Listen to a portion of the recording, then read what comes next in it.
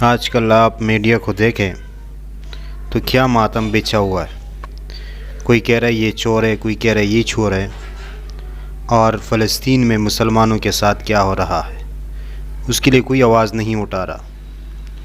وہ اپنے جو توانائی ہے وہ اس پہ خرچ کرے اور لوگوں کے سامنے جو قوت والے ہیں ان کے ظلم اور بربریت کو واضح کرے اور ان کے خلاف آواز اٹھائیں کہ یہ ظلم ہو رہا ہے اور یہ اس میں ملوث ہیں، اور اس بات کو پھیلائے تاکہ امریکہ اور برطانیہ کے لوگوں کو پتہ چلے کہ آپ کا ٹیکس کا پیسہ مسلمانوں اور مظلوموں کے خلاف استعمال ہو رہا ہے۔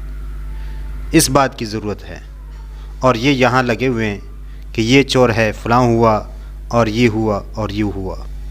یہ سارا جو مقصد ہے یہ مسلمانوں کو کمزور کرنے کی کوشش ہے، اور مسلمانوں کو آپس میں لگایا ہے کہ یہ آپس میں لگے اور ہم جو کرنا چاہے ہم کر سکے۔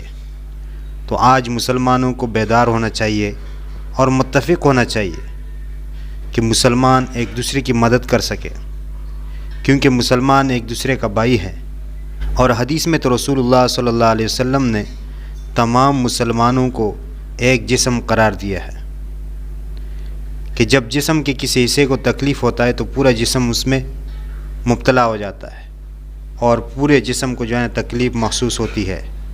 تو اسی طرح آج مسلمانوں کو اپنے ایمان کا جو جذبہ ہے وہ ظاہر کرنا چاہیے اور نکلنا چاہیے کہ یہ مسلمانوں پر فلسطین میں ظلم ہو رہا ہے، اور یہ واضح کرنا چاہیے کہ آپ جو ہے انسانی حقوق کی بات کرتے ہیں۔ یہ کون سا انسانی حقوق ہے کہ اسپتال میں مظلوم اور بیمار اور زخمی پڑے ہوئے ہیں اور آپ ان پر دھماکہ کرے اور ان کو دنیا سے فارغ کرے؟ یہ کون سا انصاف ہے اور یہ کون سے انسانی حقوق ہے؟ یہ لوگوں کو چاہیے کہ اس بات کی وضاحت کرے۔ اللہ تعالی ہم سب کو ہدایت نصیب فرمائے۔